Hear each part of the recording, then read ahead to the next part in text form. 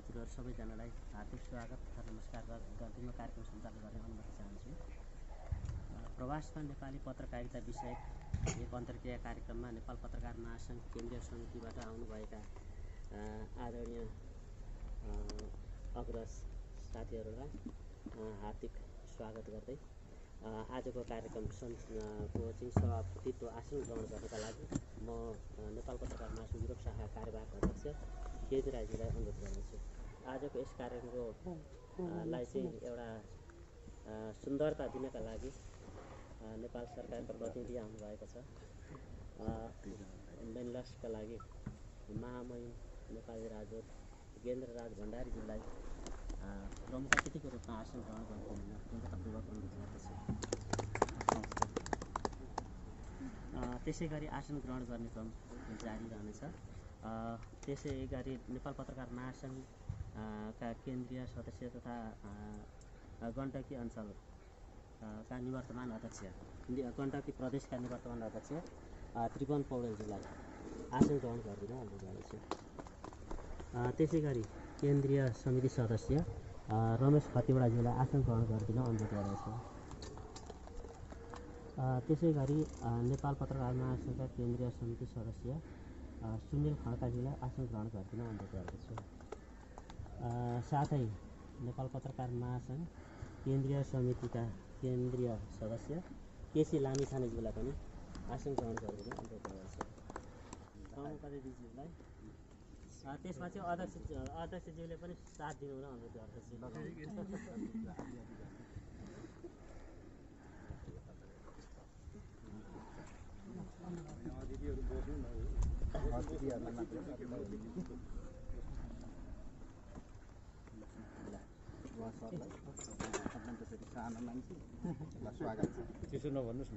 पत्रकार महासङ्घ युरोप शाखाको आयोजनामा पत्रकार केन्द्रीय सदस्यज्यू नेपालबाट आउनुभएको छ। यस कार्यक्रमको स्वागत कार्यक्रमका अध्यक्षज्यू प्रमुख अतिथि महामहिम राजदूतज्यू यहाँ युरोपमा रहनुभएका पत्रकार कार्य समिति साथीहरू र नेपालबाट आउनुभएका एनआरएनका प्रतिनिधिज्यू व्यवसायीज्यूहरू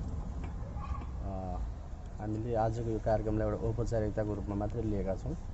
खास गरी अनौपचारिक कार्यक्रमहरूमा पनि हामीले भोलिदेखि चाहिँ नि युरोपमा रहेका पत्रकारहरूसँग केही नजिकका देशहरूमा गएर युरोपमा रहेका पत्रकारहरूको समस्या तालिम गर्ने सन्दर्भ लगायतका धेरै विषयहरूमा हामीले अन्तर्क्रिया छलफल गर्ने सोच राखेका छौँ।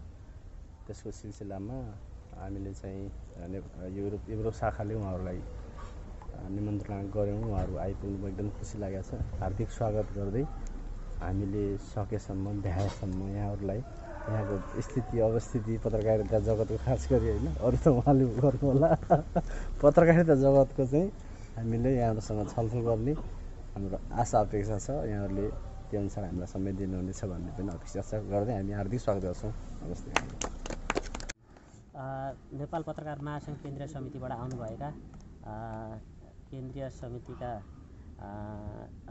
सदस्य तथा गण्डकी प्रदेशका निवर्तमान अध्यक्ष त्रिभुवन पौडेलज्यूलाई दुई शब्द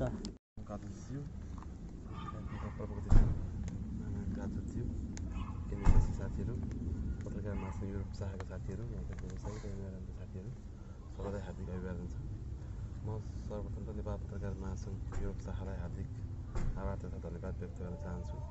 हामी नेपाल पत्रकार महासङ्घमा प्रतिनिधित्व गर्ने 4 जना केन्द्रीय सदस्यहरूलाई यहाँ बोलाएर जुन यहाँको पत्रकारिताको अवस्थाका बारेमा र यहाँको भौगोलिक अवस्थाका बारेमा पनि जुन जानकारी दिनेका लागि यो कार्यक्रम आयोजना गर्नुभयो त्यसका लागि हामी सबैको तर्फबाट म हार्दिक आभार व्यक्त गर्न चाहन्छु। धेरै भन्नु केही छैन, साथीहरू पनि राख्नु होला। म के भन्न चाहन्छु भने यो पत्रकारिता पेसाको एउटा नसा भनेको कस्तो भने यो तपाईँको धेरै साथीहरू जुन प्रवासमा रहेर पत्रकारिता गर्नुहुन्छ उहाँहरू नेपालमै रहेर पनि पत्रकारिता गर्ने र आफ्नो जीविकोपार्जनको लागि अथवा विभिन्न कामको लागि प्रवासमा आइसकेपछि पनि पत्रकारितालाई नै निरन्तरता दिइरहनु भएको छ। लामो यात्रा गर्दाखेरि कहिले कहिले हामी 24 घन्टा 25 घन्टा ड्राइभ गऱ्यो भने भोलिपल्ट सुत्दाखेरि पनि त्यो ड्राइभ गरे जस्तो अलि झझल्को आउँछ नि, त्यस्तै त्यो झझल्को नमेटे जस्तै नेपालमा बसेर लामो समयसम्म पत्रकारिता गरिसकेपछि पनि प्रवासमा आइसकेपछि पनि त्यस्तै खालको एउटा हुन्छ नि त्यो नसा भनौँ, त्यो एउटा खालको अब पेसाप्रतिको लगाव भनौँ, माया भनौँ, सधैँभरि रहिरहने अवस्था युरोपमा मात्रै होइन, विश्वका धेरै देशमा रहेका पुराना पत्रकार साथीहरू रहेर पनि जुन पेसालाई निरन्तरता दिइरहनु भएको छ र त्यही सिलसिलामा युरोप शाखामा पनि थुप्रै पत्रकार साथीहरू क्रियाशील रहनु भएको छ र हामीले नेपाल पत्रकार महासङ्घको सन् 2012मा यहाँ युरोप शाखा स्थापना भएर निरन्तर हाम्रो पत्रकार महासङ्घको केन्द्रीय समितिसँग समन्वय गरेर तपाईँले यहाँ कामहरू गरिरहनु भएको छ र यो विगतदेखि नै यस्ता भ्रमणहरू पनि भइरहेका छन्। पत्रकार महासङ्घका नेतृत्वमा रहेका आदरणीय पूर्व अध्यक्षहरू पनि पूर्व पदाधिकारीहरू पनि आएर यहाँ भ्रमण गर्ने कार्यक्रमहरू पनि भइरहेका छन्।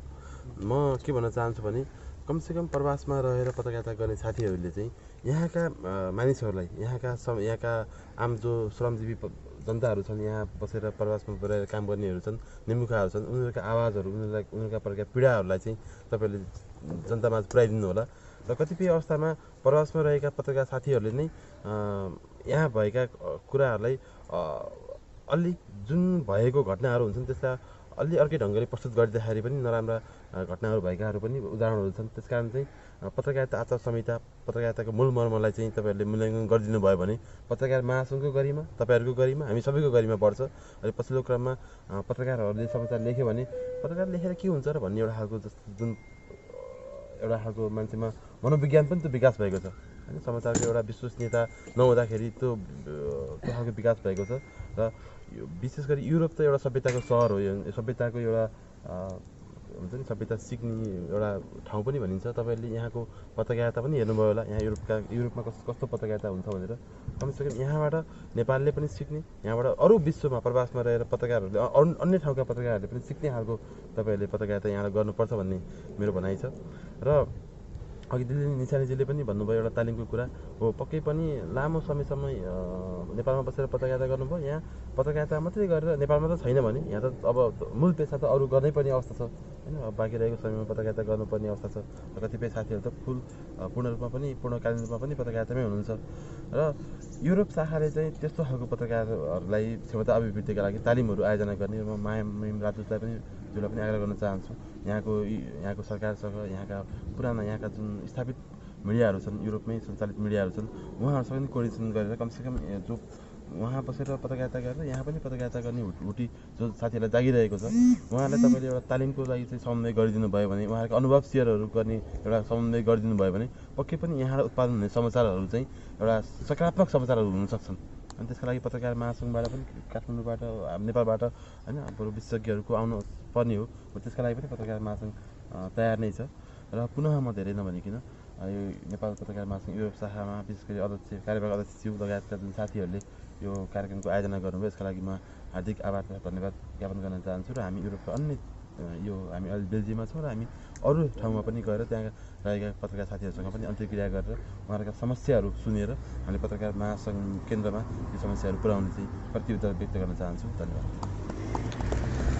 नेपाल पत्रकार महासङ्घ केन्द्रीय समिति सदस्य रमेश खतिवडाजीलाई अनुरोध गर्दछु।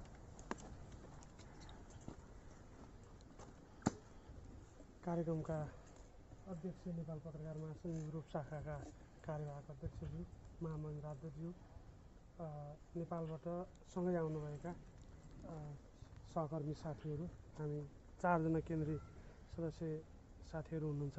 त्यसै गरी यहाँ उपस्थित सबै अतिथि महानुभावहरूलाई एकमुष्टमा मैले सम्बोधन गरेँ र युरोप शाखाका उपाध्यक्ष सहित महासचिवज्यू, उपाध्यक्षज्यू सहितका साथीहरू सबैमा हार्दिक अभिवादन व्यक्त गर्न चाहन्छु। र धेरै कुरा हाम्रो त्रिभुवनजीले नै भनिसक्नु भएको छ। नेपाल पत्रकार महासङ्घको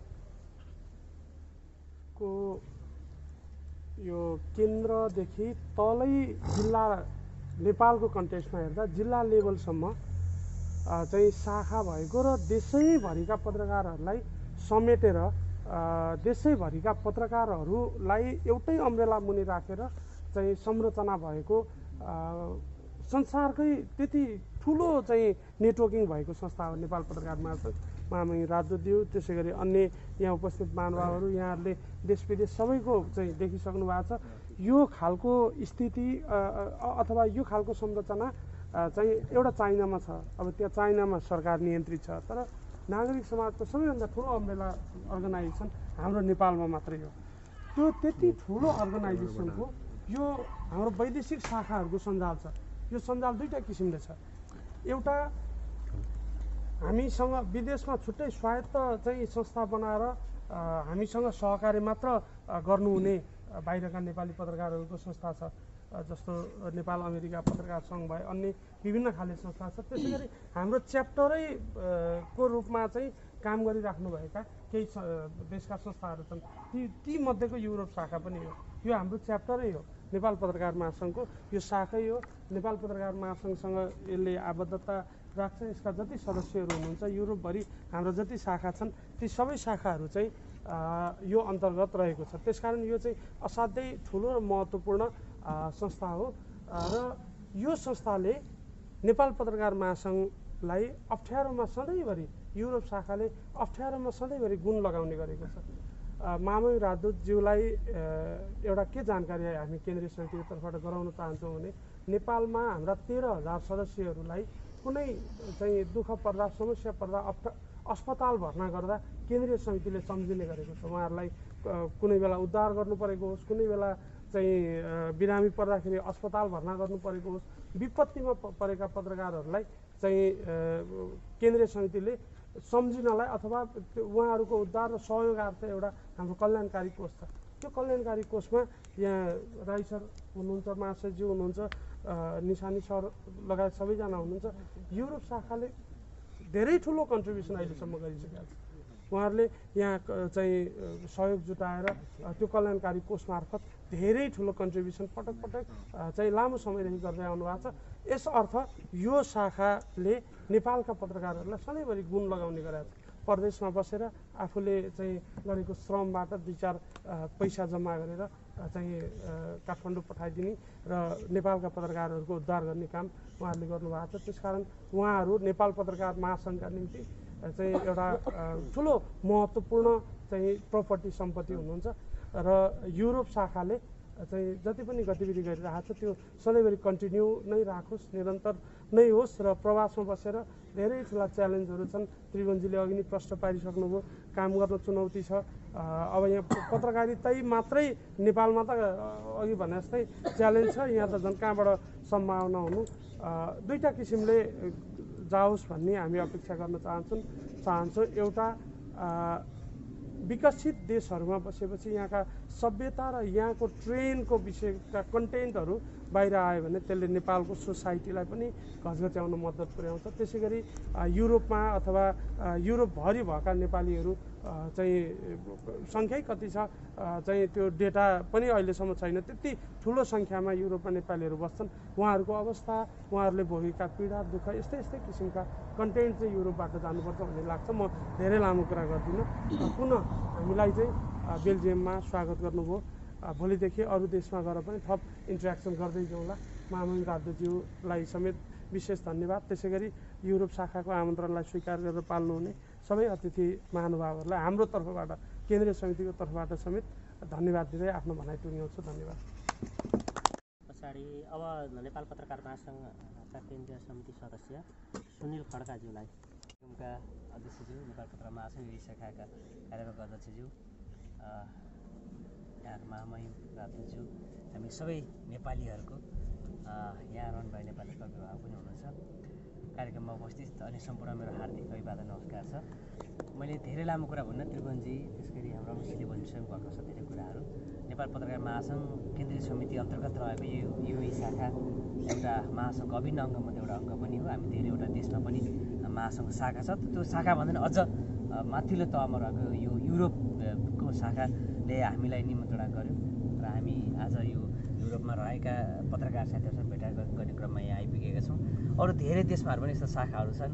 अघि त्रिभुवनजीले भनेको जस्तै नेपालमा पत्रकारिता गर्दै बाध्यतावश अर्थात् अवसरका लागि अनेकौँ सबै केही न केही कारणवश हामी प्रवासमा छौँ र प्रवासमा रहेर पनि नेपाली पत्रकारितालाई निरन्तरता दिन, यहाँ रहेका नेपालीहरूका सुख दुःखका कुराहरू लेख्न यहाँहरू सबैजना यहाँ हुनुहुन्छ, युरोप शाखामा हुनुहुन्छ। उहाँहरू सबैलाई यो हाम्रो छोटो भेटघाटको क्रममा म यही मञ्च मार्फत उहाँहरू सबैलाई सम्मान व्यक्त गर्न चाहन्छु। हामीले अघि धेरै कुराहरू आइसकेका छन्। म 2-3वटा मात्रै कुरा उठाउँछु। अघिल्लो पटकभन्दा अगाडि नेपाल पत्रकार महासङ्घ केन्द्रीय समिति बैठक हामीले कपिलवस्तुमा गरेका छौँ। त्यहाँ पनि मैले बैठकको बुधा नम्बर 12मा एजेन्डाको रूपमा उठाएको थिएँ। जति पनि प्रवास शाखामा रहेका प्रवास शाखाहरू छन् उनीहरूले चाहिँ मतदान गर्न पाउने अधिकार चाहिँ पाउनुपर्छ भनेर मैले पनि त्यतिखेर उठाएको थिएँ। त्यो अहिलेसम्म बहसको विषय छ। म यहाँहरू मार्फत केजी राई मार्फत यो युरोप शाखामा रहेका र अन्य देशमा रहेका साथीहरूलाई सम्झन चाहन्छु, यहाँहरूले नेपाल पत्रकार महासङ्घ केन्द्रीय नेतृत्व चयन गर्दाखेरि अब त्यो मत अधिकार चाहिँ पाउनुपर्छ भन्ने हामी सबैले त्यसमा लबिङ गरिरहेका छौँ। अहिलेसम्म त्यो छुट्टिएको विषय छ। अब त्यो बिचमा एकचोटि थियो, फेरि पछिल्लो समयमा छुट्टिएको छ। त्यो विषयले स्थान पाउँछ भने जस्तो लाग्छ। अन्य कुराहरू यहाँ हामी युरोप आउनुभन्दा अगाडि आइसकेपछि पनि केही गाईगुई सुनेका छन्। हामी नेपाल पत्रकार महासङ्घको संस्थागत रूपमा केन्द्रीय समितिले निर्णय गरेर यहाँको युरोप शाखाले निर्णय गरेर निमन्त्रणा गरेको छ र निर्णय गरेर पठाएको छ। त्यसै कारणले हामी अहिले चाहिँ केजी राई कार्यवाहक अध्यक्ष भएको संस्थाको निमन्त्रणा आएका छौँ। त्यसैले यी सबै भ्रमहरू चाहिँ यसै यो कार्यक्रममै मार्फत पनि यो भ्रमको अन्त्य गरिदिन पनि म अनुरोध गर्न चाहन्छु। र अन्तिममा अब हामी जति पनि नेपालीहरू प्रवासमा छन्, हामीले केही समस्याहरू देखेका छौँ। भर्खरै म दुबईमा छु, केही समयदेखि, र दुबईमा एउटा समस्या भयो। एकजना पत्रकार साथीले निकै लामो समय दुःख पाउनु भयो। हाम्रो एकजना महामहिम राजदूतकै कारण भनौँ, हामीले निकै लामो लबिङ पनि गऱ्यौँ। म गेहराज भण्डारी मेरो आफ्नै जिल्लावासी र हामी सँगै घर पनि सँगै भएको कारणले पनि र उहाँको अन्य बाहिर आउनुभन्दा अगाडि पनि र मेरो योभन्दा अगाडि उहाँसँग पुरानै चिन्जान पनि भएको हिसाबले नि उहाँको आनी बानी, उहाँको कार्यशैली, उहाँको क्षमता दक्षताको हिसाबले उहाँलाई म सम्मान गर्न चाहन्छु। तर हामीले जुन एउटा घटना बेहोरेका छौँ, खाडी मुलुकमा रहेका एकजना पत्रकारिता गर्दै गर्नुभएका एकजना पत्रकार जसले नेपालमा छँदा एउटा स्टाटस लेख्नुभयो र त्यही स्टाटसका कारण अब मैले बोल्न मिल्छ मिल्दैन, तर उहाँको अवस्थाको विषयमा हामी सबै अहिले बोल्न सक्ने अवस्था छैन। भर्खरै छुट्नु भएको छ, तर निकै कष्टका साथ निकै दुःखका साथ छुट्नु भएको छ। अघि तिरुवञ्जीले जोडिसक्नु भएको छ। नेपाल पत्रकार महासङ्घको आफ्नै विधान छ, हाम्रो आफ्नो ऐन कानुन संविधान छ। हामीले पत्रकार आचार संहिता हाम्रो छ, प्रेस काउन्सिलले नेपालले बनाएको। पत्रकार महासङ्घको अध्यक्ष त्यसको सदस्य भएर मानेको ऐन विधान छ, हाम्रो आफ्नै संविधान छ, आफ्नै कानुन छ। त्यसमा रहेर हामीले पत्रकारिता गर्ने हो, हामीले लेख्ने हो, हामीले बोल्ने हो। त्यो क्रममा हामीले भएका त्रुटि कमी कमजोरी पनि हामीले सच्याउनुपर्छ। तर हामीले लेख्ने क्रममा, हामीले बोल्ने क्रममा र बोल्दा बोल्दा लेख्दा लेख्दै श्रमिक आम मजदुर श्रमिकको पक्षमा लेख्दा लेख्दै बोल्दा बोल्दै भएका घटनाहरूको विरुद्धमा हामी सधैँ नेपाल पत्रकार महासङ्घ सधैँ उभिन्छ। र यो घटनामा पनि नेपाल पत्रकार महासङ्घले निकै लामो लबिङ गरेको, उहाँले डिपोर्ट हुने, त्यसपछि लगभग नेपाली 20 लाख रुपियाँभन्दा बढी क्षतिपूर्ति हुने, सर्वस्व हरण हुने सजाय सुनाएको थियो। नेपाल पत्रकार महासङ्घ केन्द्रीय समितिको पहलकै कारणले उहाँलाई त्यो सबै मुद्दा चाहिँ केही कम भएर जेल सजाय केही समय काट्नुभयो र अहिले छुट्नु भएको छ। यो विडम्बनापूर्ण कुरा हो। हामीले वाक स्वतन्त्रताको कुरा, प्रेस स्वतन्त्रताको कुरा गरिरहँदाखेरि यो कुरा मैले मात्रै महामहिमजी यहाँ भएको हिसाबले जोड्न खोजेको मात्रै हो। मलाई लाग्छ उहाँ यो युरोपमा रहेर उहाँको समन्वय, उहाँको चाहिँ कार्यक्षमताको हिसाबले नेपाली पत्रकारिता, नेपाली यहाँ पनि श्रमिकहरू हुनुहुन्छ, नेपालबाट आउनुभएका श्रम गरिनुभएका धेरै श्रमिकहरू हुन्छ। उहाँहरूको पक्षमा यो अभिभावकत्व ग्रहण गरिदिनुहुन्छ भन्ने अपेक्षा पनि गर्छु। र यहाँको अब हामीले हाम्रो महासङ्घकै पदाधिकारी पनि हुनुहुन्छ, आदरणीय दाई भाउजू सहित यो टिममा हामीलाई स्वागत गरिदिनु भयो। हामीलाई यहाँ चाहिँ अब केही देशहरूमा, अरू 2-4वटा देशमा पनि हाम्रो घुम्ने अपेक्षा छ, त्यहाँ पनि हामी थप अरू छलफल पनि गर्नेछौँ। यहाँ स्वागत, यहाँ यो खालको अन्तर्क्रियाको लागि फेरि पनि धन्यवाद। नमस्कार। सदस्य केसी लामी छानेज्यूलाई अनुरोध गर्दछु। यो महत्त्वपूर्ण कार्यक्रमका अध्यक्षज्यू, यो कार्यक्रमका प्रमुख अतिथि महामहिमज्यू, पत्रकार महासङ्घ युरोप शाखाका उपाध्यक्ष, महासचिव, कोषाध्यक्ष, सचिव र युरोप शाखाको आमन्त्रणमा यहाँ सहभागी विभिन्न पेसागत तहमा रहनुभएका बुद्धिजीवी महानुभावहरू, केन्द्रीय कमिटीबाट आउनुभएका साथीहरू, यहाँहरू सबैलाई मेरो तर्फबाट र पत्रकार महासङ्घको केन्द्रीय कमिटीको तर्फबाट हार्दिक न्यानो अभिवादन व्यक्त गर्दछु। 3 जना केन्द्रीय सदस्य साथीहरूले बोलिसक्नुभयो। खास गरेर यो डेलिगेसन प्रतिनिधिमण्डलको एउटा नेताले बोलेपछि हुने कुरा थियो। तैपनि यो बोल्ने अवसर प्रदान गर्नुभएकोमा यहाँहरूलाई हार्दिक आभार प्रकट गर्दछु। अलि लेख्ने मात्रै भएको हुनाले म त्यति लामो चाहिँ बोल्न जान्दिनँ। साथीहरूले छैन भन्दा पनि बोल्नुभयो। तर मलाई पनि लागेको कुरा, यहाँहरू विदेशमा हुनुहुन्छ, एउटा पौरख गरेर सङ्घर्ष गरेर पत्रकारितालाई निरन्तरता दिइरहनु भएको छ। यो हाम्रो लागि चाहिँ एउटा अनुकरणीय पक्ष हो भन्ने मलाई लाग्छ। नेपालको सन्दर्भमा अहिले पनि हामी पेसागत र भौतिक असुरक्षाका कारण आन्दोलित छौँ।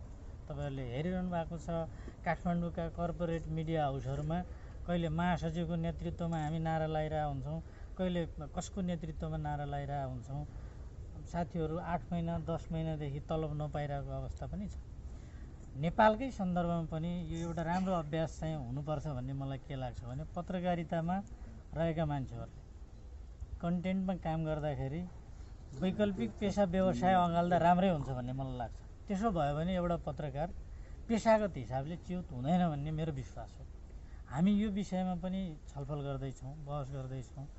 अहिले पत्रकारितामा अब म अलि मधेसको पनि मान्छे परेँ, वीरगञ्जको महामहिमज्यू वीरगञ्ज बसेर आउनु भएको छ।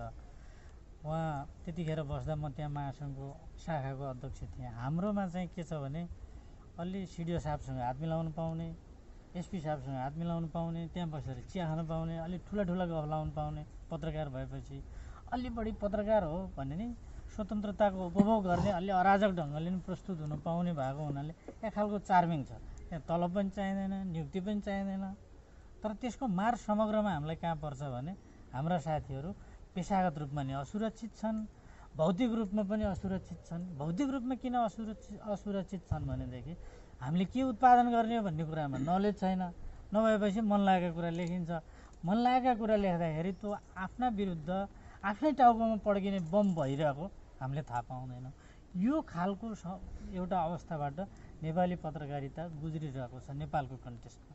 तर विदेशमा आएर एउटा पौरखपूर्ण सङ्घर्ष गरिरहनु भएको छ, नेपालको पनि नाम र प्रतिष्ठा राखिरहनु भएको छ र त्यतिखेर सुरु गरेको कामलाई निरन्तरता पनि दिइरहनु भएको छ। यो तपाईँहरूको यो हेर्न पाउँदा सुन्न पाउँदा त्यसै गौरव लाग्छ। केजिन राई काठमाडौँको पुरानो पत्रकारमा गनिनुहुन्छ। खोटाङ घर भए पनि अहिले पनि उहाँलाई सम्झिने धेरै मान्छेहरू त्यहाँ छन् र धेरै पत्रकार साथीहरू अलिकति फ्रेस हुनु पर्यो भने पनि केजिन राईकामा पुग्ने चलन थियो अरे, इतिहास त छ। अहिले पनि त्यही छ होइन। तर उहाँले त्यो लिगेसीलाई छोड्नु भएको छैन। म पर्साको अध्यक्ष हुँदा उहाँ युरोपकै अध्यक्ष हुनुहुन्थ्यो होइन। लामो एउटा कालखण्ड पत्रकारितामा समर्पित छ र यत्र यो विदेशको ठाउँमा सबै साथीहरूलाई जोड्ने, समन्वय गर्ने, एक खालको नेतृत्व प्रदान गर्ने काम गरिरहनु भएको छ यहाँहरू सबैले। यो हाम्रो लागि गौरवको विषय छ। र अहिले अब मिडिया कसरी सर्भाइभ हुने भन्ने एउटा च्यालेन्ज पनि हाम्रो सामुन्ने छ। जसरी न्यू मिडिया आइरहेको छ, मिडिया कन्भर्जनले भनौँ न। अब नेपालमा यहाँहरूलाई थाहा छ 22 पेज 24 पेज 28 पेज निस्किने कान्तिपुर अब 12 पेजमा आइसक्यो। राजधानी अन्नपूर्ण त कहाँ छन् ती 5-7 पेजमा छन्। नयाँ पत्रिका त्यस्तो भयो। मान्छेले आफ्नै हातमा भएको मोबाइलबाट सारा संसारलाई निहालिरहेको छ। उसले एकचोटि हेरिसकेपछि त्यसको फलोअप अपडेट उसलाई चाहिँदैन अहिले, किनभने सूचनासँग ऊ यति बढी साक्षात्कार गर्न ऊ भएको छ। अब छापा माध्यम रहन्छ कि रहँदैन भन्ने छ।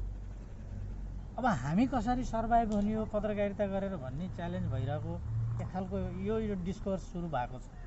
त्यस्तोमा यहाँ बसेर दिलजी त मधेस आन्दोलनमा वीरगञ्ज पनि पुग्नुभयो होइन। त्यहाँ गएर पनि विषयलाई उठाउनु भयो। हरेक ठाउँमा साथीहरूले गरिरहनु भएको छ। यो गराइ निरन्तर रहोस्। तपाईँहरूको यो योगदान भोलिका पुस्ताले कहीँ न कहीँ त्यसलाई उद्बोधन गर्ने र आफूलाई त्यो हिसाबमा अगाडि बढाउनका निम्ति एउटा सम्पत्तिको रूपमा, निधिको रूपमा रहन्छ। फेरि पनि पत्रकार महासङ्घ केन्द्रीय कमिटीलाई यहाँहरूले आमन्त्रण गर्नुभयो र यो भव्य र सभ्य आतिथ्यता प्रदान गर्नुभएको छ।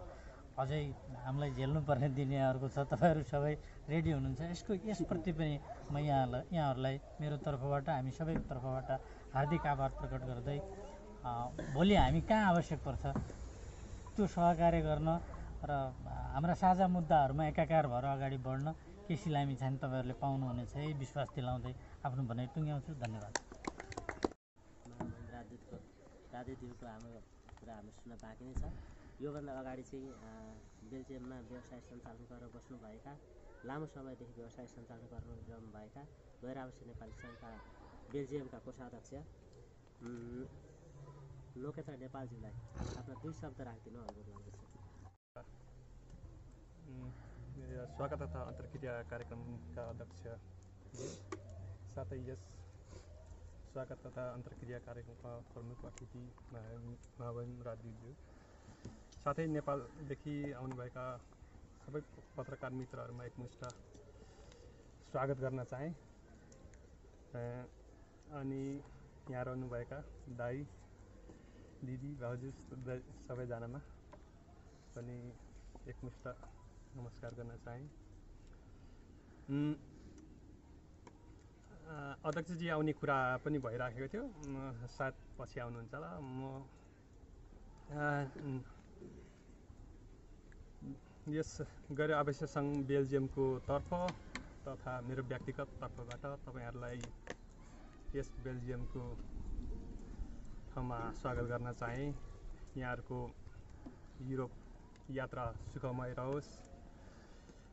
तपाईँहरूलाई केही अब यहाँहरू बेल्जियमले केही सहयोग अथवा समन्वय गर्नु पर्यो भने तपाईँहरूले हामीसँग केही समन्वय गर्न सक्नुहुन्छ।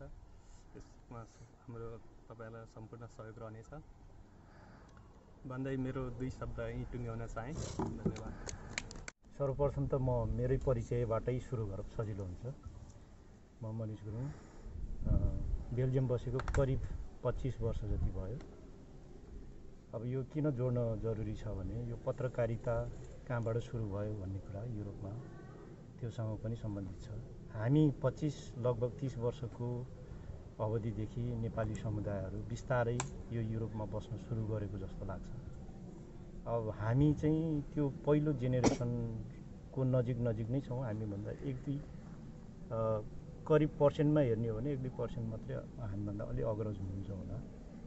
र त्यतिखेरको समयमा हामीले नेपाली भाषा माध्यम भाषा पनि प्रयोग गर्न सक्ने स्थिति थिएन। र पछिल्लो समयमा यो जुन डिजिटल सिस्टम जुन विकास भइसकेको थिएन, जुन पत्रकारिताले जुन किसिमको भूमिका निभाउनु पर्ने थियो अथवा नेपाली पत्र पत्रिकाहरू चाहिँ युरोपमा चाहिँ सम्भव थिएन र नेपाली अक्षर पढ्ने सम्भावना थिएन। त्यतिखेर जतिखेर चाहिँ हामी नेपालबाट विस्थापित भएर यहाँ आयौँ र लामो समयसम्म चाहिँ यो अब युरोपतिर बस्दाखेरि, बेल्जियम लगायत अरू देशहरू बस्दाखेरि हामीले पहिलो जेनेरेसनले करिब नेपाली पढ्न पनि बिर्सिसकेको अवस्था थियो।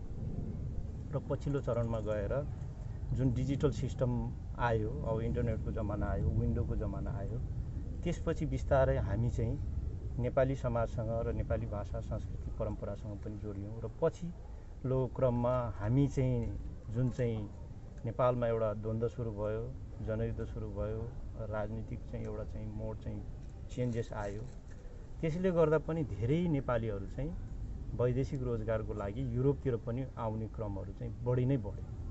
र त्यो बढ्दै गइसकेपछि चाहिँ के भयो भन्दाखेरि अब विभिन्न समुदायका व्यक्तिहरू पनि आउने हुँदै गर्दाखेरि विभिन्न जातीय, सामाजिक, क्षेत्रीय, राजनीतिक सङ्गठनहरू पनि बने। र म पनि एउटा जनप्रगतिशील मञ्च बेल्जियमको उपाध्यक्षमा रहेर काम गरिरहेको छु। म पनि कुनै वैचारिक सङ्गठनमा पनि काम गर्छु र विभिन्न सङ्घ संस्थाहरूमा पनि काम गरिरहेको छु।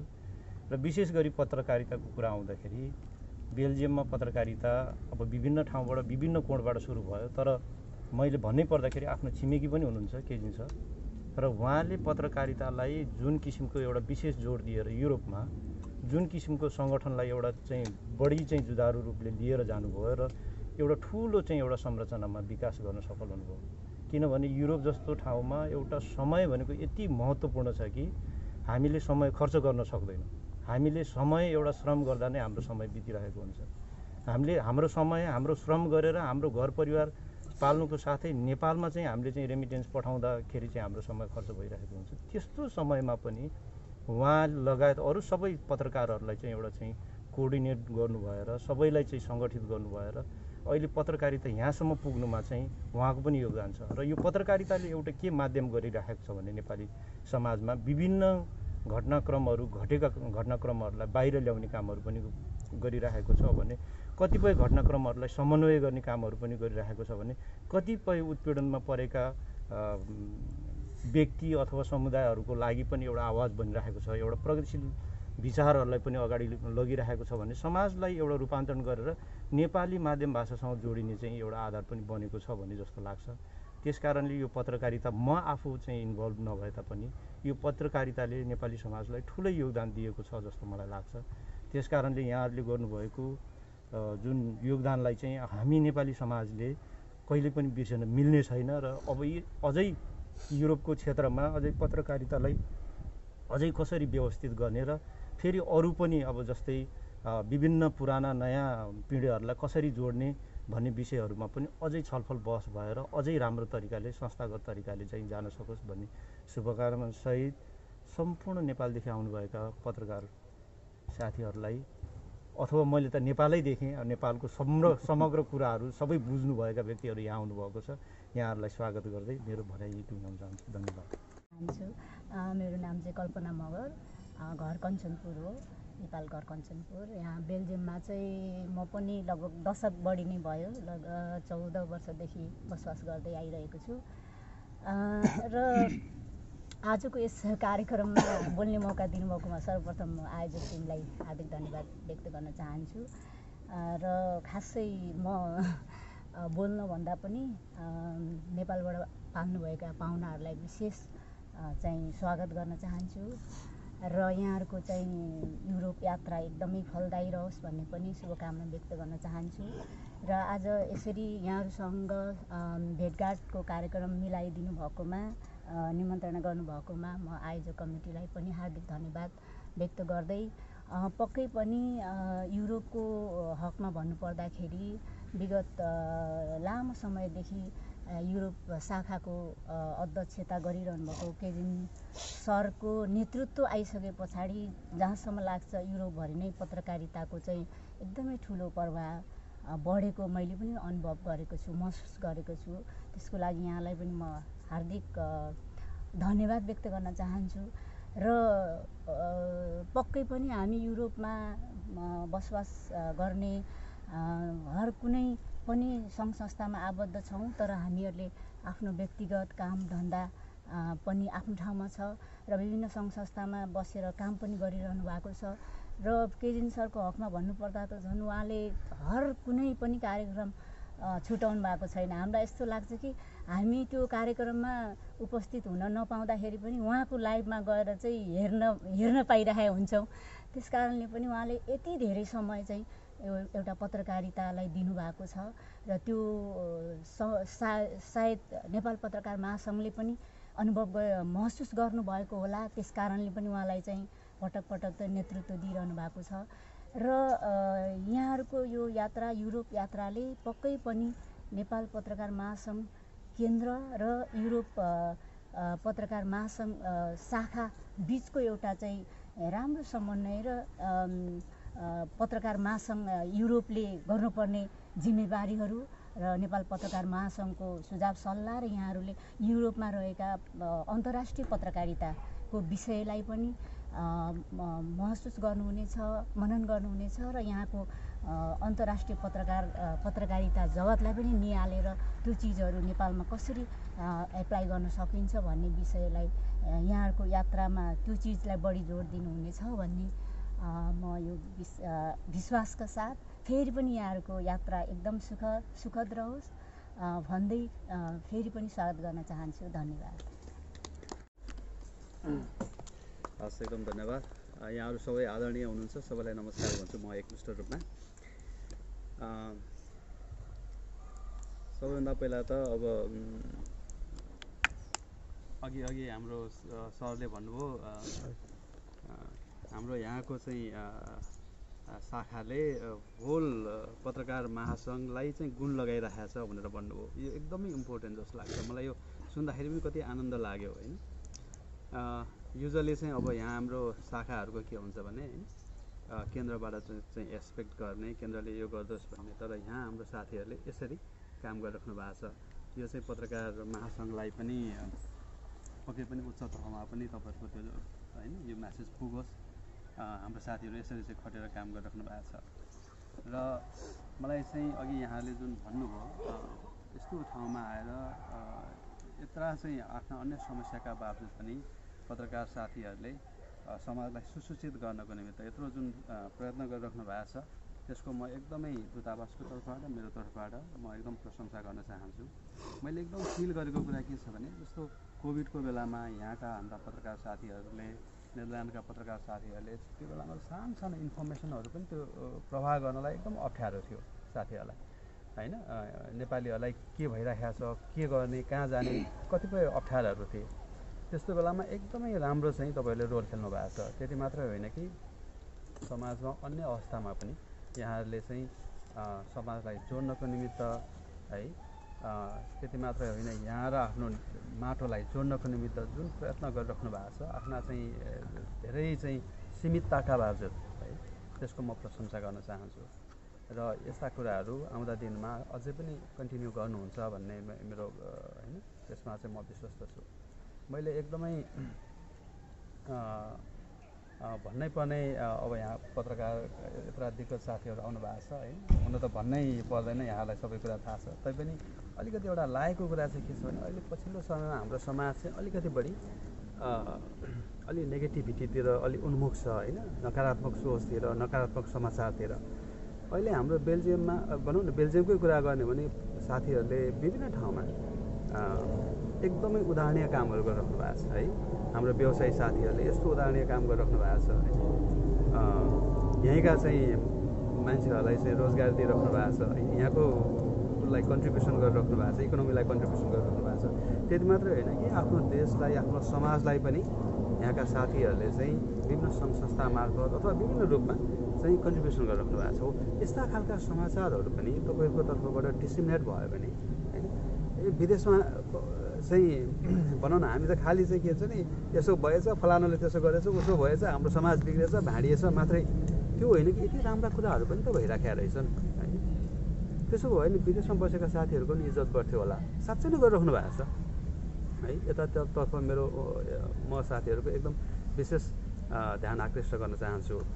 र मलाई के विश्वास छ भने एउटा एकदम सभ्य समुन्नत समाजको निर्माणको निमित्त यहाँहरूको एकदमै ठुलो रोल हुन्छ है।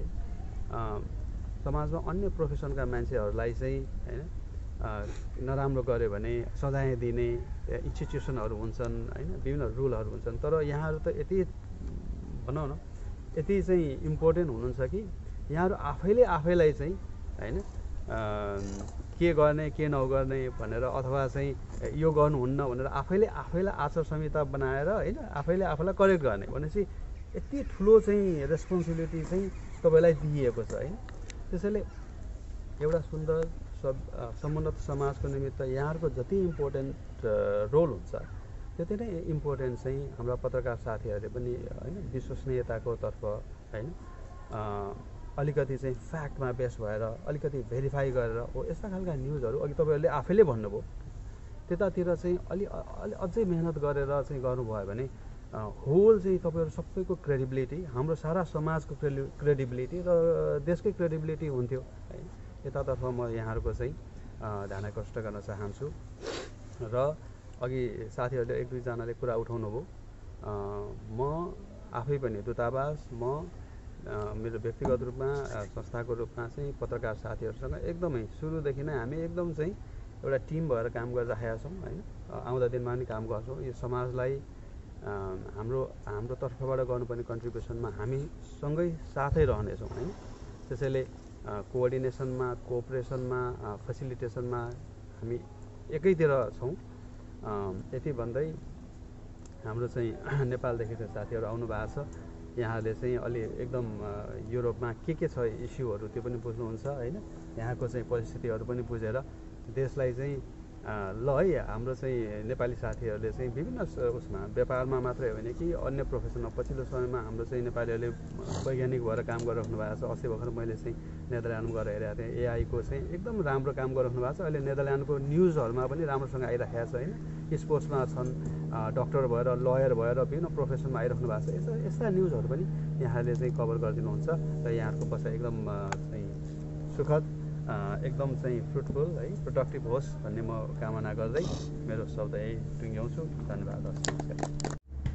आजको हाम्रो यो नेपाल पत्रकार महासङ्घ युरोप शाखाले नेपालबाट मूलतः आउनुभएका हाम्रा केन्द्रीय कमिटीका साथीहरूलाई स्वागत गर्ने ध्येयले आयोजना गरिएको यस स्वागत कार्यक्रममा फेरि पनि म हामी शाखाको तर्फबाट स्वागत भन्न चाहन्छौँ। र आजको यस कार्यक्रममा बेनेलेक्स र युरोपियन युनियनका लागि महामहिम राजदूतज्यू छोटो सूचनालाई आधार मानेर आइदिनु भयो। यसको लागि पनि हामी धन्यवाद भन्न चाहन्छौँ।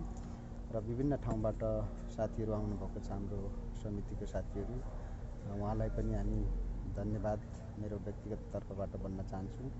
र यो भन्दै गर्दा जस्तो अहिले नेपाल पत्रकार महासङ्घ युरोप शाखा अहिले यो स्थितिमा छ, आजभन्दा झन्डै 2 दशक अगाडि लगभग 22 वर्ष जति भयो अगाडि जस्तो यो युरोपमा समग्र जस्तो युरोप भन्नाले अब यहाँ चाहिँ जस्तो 27-28वटा देशहरू छ होइन युरोपियन युनियनभित्र। ती देशहरूमा हामी आवत जावत चाहिँ अब फ्री छ, जस्तो बोर्डर ओपन हुन्छ। त्यो हिसाबले सबै ठाउँमा बस्ने साथीहरूले जस्तो हामी सुरुमा पोर्चुगलमा थियौँ, पोर्चुगलमा चाहिँ पत्रकारहरू थियौँ तर 1-2 थियौँ। जस्तो जर्मनीमा थियौँ 1-2 थियौँ, जस्तो पोल्यान्ड अथवा नर्वे नेदरल्यान्ड सबै ठाउँमा थियौँ र सबै ठाउँहरूमा शाखा सम्भव थिएन। त्यो हिसाबले हामीले युरोप शाखा चाहिँ एउटा कोअर्डिनेट गरेर परिकल्पना गरेर 2012मा चाहिँ स्थापना गऱ्यौँ। तर युरोपमा पत्रकारिता चाहिँ लगभग 2 दशक चाहिँ पुरा भइसकेको छ। त्योभन्दा अगाडि यहाँ जस्तो फ्रान्सबाट ददी सापकोटा, त्यसै गरी हामीले पोर्चुगलबाट युरो नेपाल अनलाइन, त्यसै गरी कोर्ट नेपाल लगायतका विभिन्न सञ्चार माध्यमहरू 2 दशक अगाडि सुरु भएको थियो। र त्यो भन्दै गर्दा जस्तो म नेपाल पत्रकार महासङ्घ काठमाडौँ शाखाको पनि कार्यसमिति सदस्य थिएँ। अनि त्यति बेला चाहिँ जस्तो अब युरोप शाखामा पनि हामी युरोपमा रहेका साथीहरू आफ्नो हकहितको निमित्त र यो क्षेत्रलाई समृद्ध गर्नको निमित्त एकीकृत हुनुपर्छ भन्ने मान्यताले हामीले स्थापना गऱ्यौँ। र अहिले त्यो निकै नै धेरै अहिले हाम्रो पत्रकारहरूको सङ्ख्या युरोपमा धेरै नै बढेको छ। त्यो हिसाबले अहिले बेल्जियम च्याप्टर युरोपमा गठन भइसकेको छ, बेलायत छुट्टै छ र अझै पनि अरू केही देशहरू जस्तो प्रत्येक देशमा त सम्भव छैन, तर चाहिँ केही देश जस्तो स्विजरल्यान्ड, दक्षिणी भेगमा चाहिँ स्विजरल्यान्ड, स्पेन अनि इटाली लगायतलाई मर्ज गरेर साउथ एउटा च्याप्टर बनाउने त्यस्तो सोच हामीले पहिले पनि गरेको र त्यो बनाउनु पर्छ। किनभने अहिले समयको माग हो र पहिलेभन्दा अहिले पत्रकारहरूको सङ्ख्यात्मक हिसाबले वृद्धि भएको कारण हामीले पत्रकारिता क्षेत्रको विकास र केन्द्रको सहयोगमा हातेमालो गर्नको निम्ति त्यो आवश्यक छ र त्यसको हामी छिट्टै पहल गर्छौँ। त्यसरी नै हामीले बेल्जियम शाखा गरेका हौँ र बेल्जियम शाखामा बेल्जियममा चाहिँ अरू देशको तुलनामा सङ्ख्यात्मक हिसाबले पत्रकारहरू धेरै हुनुहुन्छ, त्यो हिसाबले यहाँ छुट्टै शाखा। तर हामी बेल्जियममै भएको पनि हामी चाहिँ अब जस्तो युरोप शाखा सुरु गरेकोले यो छोड्न चाहिँ अब नसकेको स्थिति हो। तर भोलिको परिस्थिति अर्कै हुनसक्छ र अहिले मूल रूपमा हामी जस्तो प्रवासमा र स्पेसल्ली युरोपमा बस्दा हामी यस्तो 28 देशका छौँ। यो हाम्रो युरोप शाखामा धेरै समस्या पहिले पनि थियो र अहिले पनि छ र त्यसलाई चाहिँ हामी सङ्घर्ष गर्दै आएको छौँ। यो समस्या चाहिँ कस्तो हुँदो रहेछ भने मेरो अब मैले 10 वर्ष लगभग अध्यक्षता गरेँ होइन, मैले चाहिँ अब सबै साथीहरू पुरानो नयाँ सबैलाई चाहिँ जोड्ने एउटा पुलको काम गरेँ। पहिले त अब त्यस्तो हाम्रोमा चाहिँ युनिटी थिएन, त्यो थिएन सुरुमा। तर त्यो गर्दै गर्दा मैले देखेको अनुभव चाहिँ हामी जस्तो भौतिक रूपमा युरोपभरि 27 देशमा छौँ, एउटा कोठा अथवा एउटा हलमा उपस्थित भएर हामी कार्यक्रम गर्न सक्दैनौँ। जस्तो आज नै उदाहरणको निम्ति हाम्रो महासचिवज्यू नेदरल्यान्डबाट बिहान 10 बजे ट्रेनमा हिँड्नुभएको, अहिले चाहिँ 4 बजे आउनुभयो। त्यो चाहिँ अब जस्तो सिधै आउनु सक्नुभयो भने हाम्रो चाहिँ जस्तो 2 घन्टा 2.5 घन्टामा आउने हो। तर समस्या त्यो हुन्छ, हामी भौतिक रूपमा एक ठाउँमा जम्मा हुन सक्दैनौँ। युरोप शाखाको मेन समस्या भनेको त्यो हो र त्यसकै आधारमा विवाद चाहिँ वाद विवाद अथवा आफूलाई चित्त नबुझ्ने कुराहरू हुन्छ। जस्तो अब अहिले बेल्जियम शाखा छ, कुनै पनि केही डिसिजन अथवा कुराकानी अथवा नयाँ काम गर्न पर्यो भने एउटै कोठामा बसेर डिस्कसन गरेर निस्किँदा चाहिँ एउटा चुस्त भएर निस्किने स्थिति छ। तर युरोप शाखा चाहिँ धेरै देशहरूलाई कोअर्डिनेसन गर्ने भएकोले समस्या त्यसरी छ र कालान्तरमा यो समस्या सुल्झिन्छ अथवा समस्या चाहिँ हराएर जान्छ। त्यसको पनि बाटोहरू हामीले यतिका समयको बिताइसक्दा अनुभव गरिसकेका छौँ र आगामी दिनमा त्यो हुने नै छ। र यो भन्दै गर्दा अब समय पनि निकै नै गइसकेको छ। अब महामहिमज्यूको पनि हामीले निकै समय लियौँ, आइदिनु भयो, यसको निमित्त सबैलाई धन्यवाद भन्न चाहन्छौँ। र फेरि पनि नेपालबाट आउनुभएको हाम्रो केन्द्रीय सदस्यज्यूहरू, हाम्रो गैर आवासीय नेपाली सङ्घ बेल्जियमका कोषाध्यक्षज्यू लगायत अन्य सबैलाई धन्यवाद भन्दै आजको कार्यक्रम यहीँ सकिएको भन्न चाहन्छु।